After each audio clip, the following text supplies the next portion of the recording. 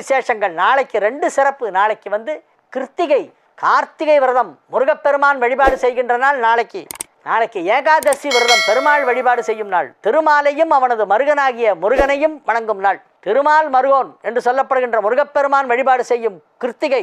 மலர்மிசை ஏகினான் மானடி சேர்ந்தார் என்று மலர்மிசை ஏகினான் ஆகிய மகாவிஷ்ணுவின் வழிபாடு செய்கின்ற மிகச்சிறந்த நாள் ஏகாதசி. அதுவும் நாளைக்கு தான். நாளைக்கு விரதம் இருக்கிறவங்களுக்கு 2 டபுள் பலன் கிடைக்கும். பெருமாளுடைய அனுகிரகமும் கிடைக்கும், முருகப்பெருமான் அனுகிரகமும் கிடைக்கும்.